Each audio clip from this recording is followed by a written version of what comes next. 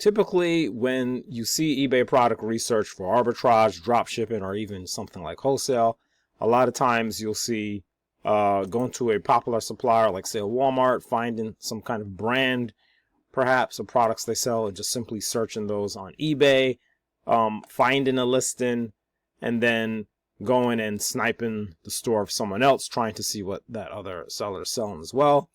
And of course, that is one particular method. However, I'm going to do something that is a bit different, which is actually exploring eBay. And what this does is it allows you to find things that are more obscure supplier sources, and kind of get away from the crowd. Now, basically, using the spreadsheet that I made, I'm going to be able to extract product data and as well search the products online to find potential sources. So that makes this method a bit more easier to accomplish than if I were just to do it 100% manually. And so what I'm going to do is show you how this is actually done. Now, to start off, one of the things I'm going to be using is ChatGPT, right? And ChatGPT is just really to get ideas for product keywords. And you can speak very plainly to ChatGPT. You can literally say, what are some product keywords that are popular right now in the United States? I'll literally just put in the United States and capitalize. I'm just typing it in quickly. And it says, as of January 2025, several product categories are trending among consumers in the United States. And it will give you some different categories of products to consider. I was really looking more for like keywords, but this is fine as well. Now, if you want to start off more general, you can do that. Or if you want to go more detailed, you can do that as well. I'm just going to go ahead and take this one off the bottom, which is wireless speakers. I'll just take wireless speakers and I'll copy that. And now what I'll do is I'll actually go over to keyword tool. So keyword tool is great to see things that people are actually searching on the platform. So if you go to find keywords and then you select eBay, you can actually enter a keyword and search and see who or see what is actually being searched for by eBay sellers.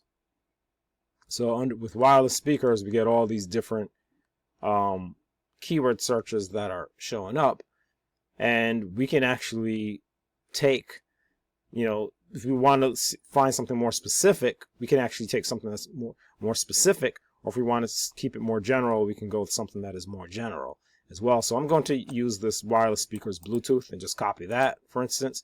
Now, sometimes you will be fortunate to have the search volume and the trend for the keywords. Keyword tool has a paid version where they unlock all that data, but just the fact that these are even showing up as keyword searches is enough to let me know that these are things people actually have searched for on eBay.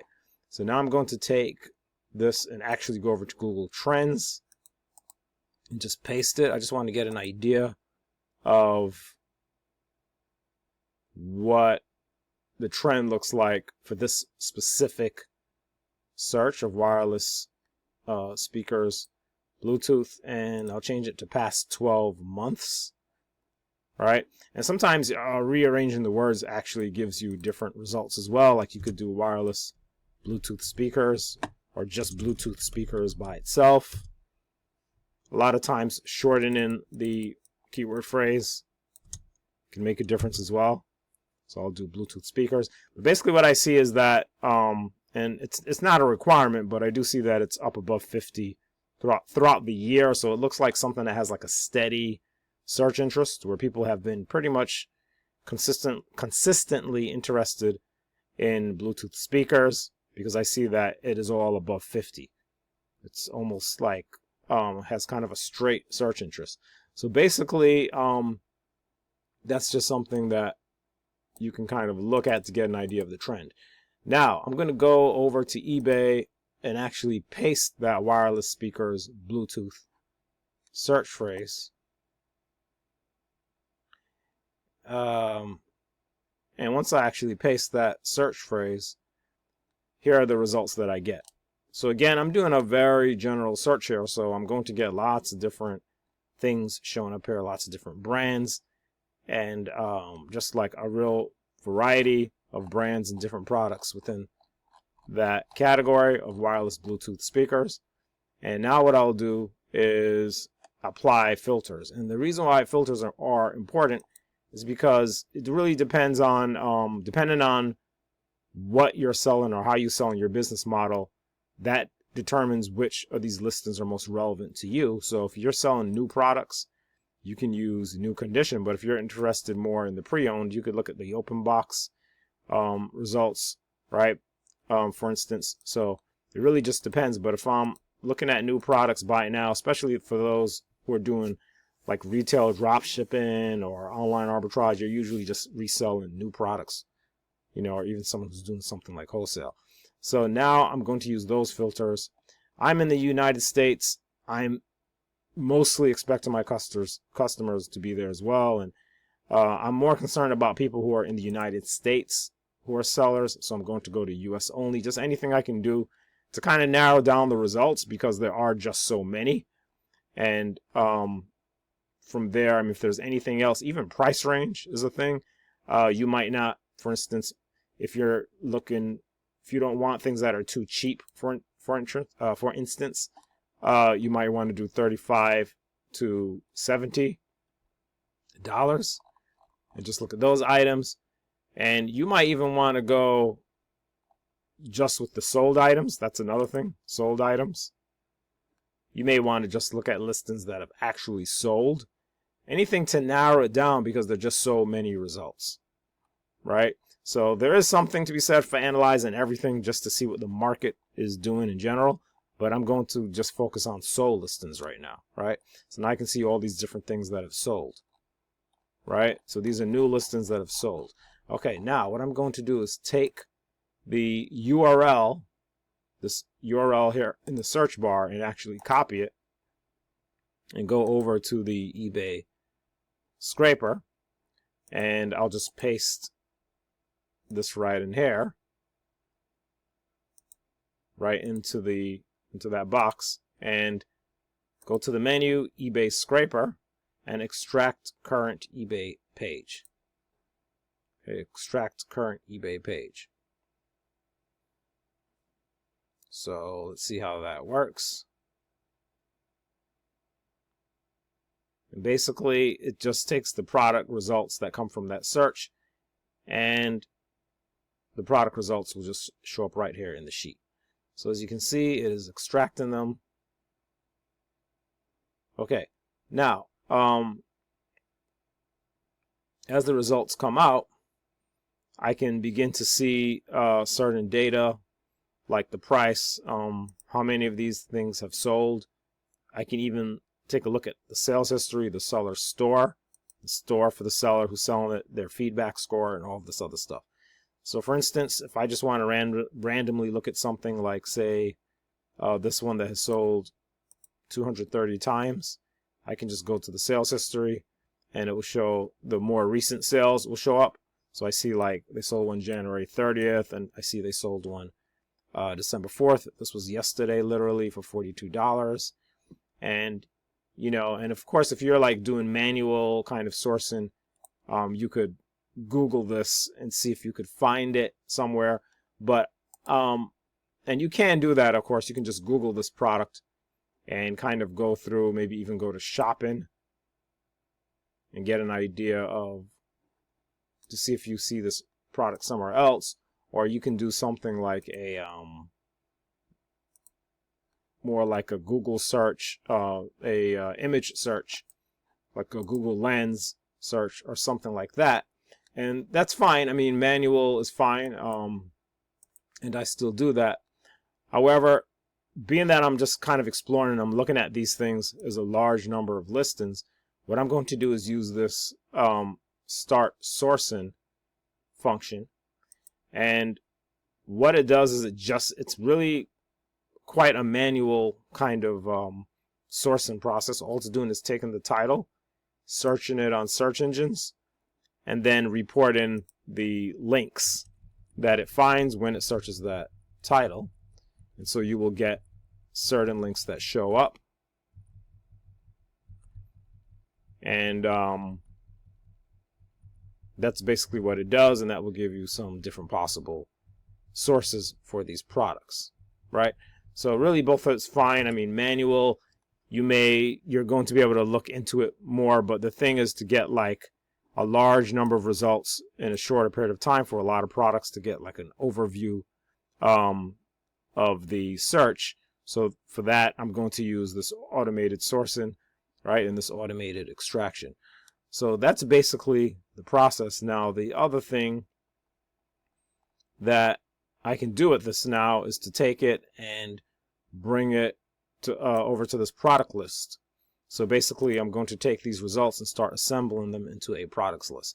And to do that, I will go to eBay Scraper again and start generating list. And it will just take everything that's here, take these sources and start building a list using the eBay data on the left, and then put in the sources individually on each row, right? So if there were, like, for instance, for the first product, you had like 7 sources, and so now on the products list sheet, you're going to have, and I just bring this down a little if I can, you're going to have on this products list sheet those sources on individual rows. So that's basically the idea. Now, really, I mean, being able to get the actual product data in here, like not having to like manually visit these potential sources of these products. I mean, of course, that's going to be, it's going to be a lot slower if I were to literally go through here and actually type these in. All right, if I were to go here, see that the price is $39.99, and then type that in, obviously that's going to be, quite a slow process. For Amazon, I do have a browser automation I built that can do that can pull the prices from these and then report it back into Google Sheets. And that's kind of a whole nother video that I've done. So that's like the ASIN data scraper. Actually, the ASIN data scraper, you can kind of look around for that. But basically, for some suppliers, not for all, you can also use this get data. Now, get data is a function I made, and you have to understand it's very, very generic, I guess is the word I would use. So it is programmed for, there are some websites that I've intentionally programmed it for, and then there are others that most websites it has not been. And then sometimes it will just be able to get the price off of sites it was not programmed for. So it kind of just depends, right? And then now for sites like Amazon, Walmart, they're kind of like blocked where I can't actually, from Google Sheets, access their HTML. They don't really let you do that. And so for those, you would need some kind of scraper API service. But for some of these, it can actually extract the prices. So what I'll do, though, is just use get data. In this version 1.10, I did add get data onto this. And the way it works is you'll go to get data and you will set extraction column. And that means the column that I'm in, column T, I'm going to set data to be extracted here, and that's going to be the price. And just type in the word price and click OK. Then it wants to know the source, like where is it getting the price from? And that's coming from the URLs of the products, which are in column N. So I'll type in N and then click on OK. And that just sets up the column to get the price from that other column. Now, get data. What I'll do is try to extract a range of products. So I'll just highlight this, and actually I can select it this way, the whole column. Oh, by the way, I should set the heading row so it doesn't try to do the heading. So the heading row is 1, so that it knows not to try to do the heading. And then get data, and then extract range. Extract range means try to extract that data that I set, which is the price data, from the range that is selected, right? The range is the area that is selected, which is column T. Now, again, for like Amazon and Walmart, it's not going to be able to do those. And we'll see which of these it can do. Now, the great thing, though, about Get Data is that it is extensible, meaning that more sites can be added. And also, as I open it up more, as far as like the actual source code, and you will have the option, if you wish, to make that investment, an API, and that you can attach, where you can use the API to get the data from certain websites, and it will still work, you know, with this function. So you'll still be able to use the menu, but you'll be using potentially, you know, API or something like that in the future. The other option is to use software, which I've demonstrated in some of my older videos, how you can use SKUGrid, and this is actually set up for SKUGrid. And you would basically take these sources, you put them onto an import, just a list of URLs. You just put the list of URLs in here. You import them into SKUGrid. SKUGrid gets the prices. You export the data from SKUGrid and just put it in here. And when you do that,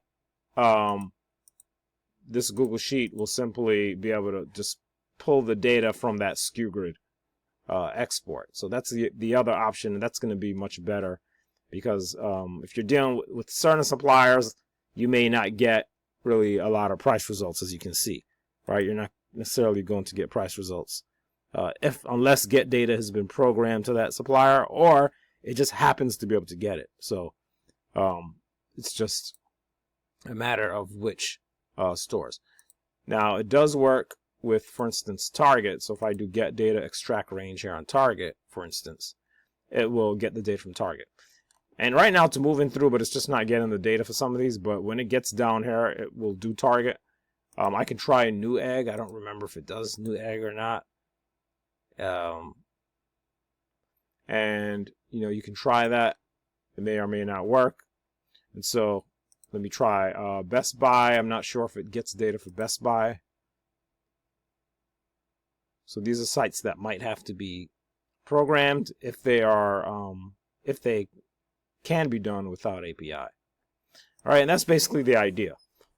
When you're able to get a price, and you will get like a calculation over here based on the eBay price. Right now it's $49.95. This price for whatever it found is higher, so you have to compare these things to actually see, of course, if they're profitable. And I mean, the idea is that you typically are going to have to go through a lot of products. Typically, you would have to scrape a lot of products. And again, I mean, without the prices, it's hard to say, because we don't actually, without all the price data in here, we're not really seeing what the profit would be on these products. So with the SKUGrid software, that will really make a huge difference, because SKUGrid works with hundreds of suppliers.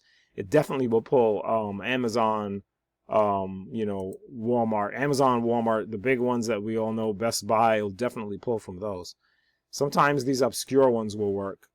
I don't actually know. I'm not familiar with this site. And Positive Promotions, I'll try that, but it seems like it can't connect or whatever. All right, so basically now, as far as just exploration, you can just open these links up manually as well, and just kind of take a look to see what's happening with these, to see what you get. And then you can just take a look at the sources as well. And that's basically the idea here. Or you can even just, I mean, get ideas about brands and things like that. So this was a very general search, and it's kind of a method of more like exploring to see what happens in a category. But really, if you're really trying to be more streamlined as far as suppliers and all that, I usually do research with brands. I'll usually find brands that people are searching for, find brands, and then put those brands in. But for this video, I just really wanted to do kind of a general search and just show you kind of the general process of how this is done. So that's basically it. If I can add anything, I'll make another video where I can go into something else, maybe more with the supplier data and all of that. But this is the basic idea of searching identifying product keywords, searching them on keyword tool, finding phrases, searching them on eBay, and just extracting those products into the spreadsheet. If you have any comments or questions or suggestions, you can just leave them below. Other than that, look forward to hearing from you or seeing you around in another video.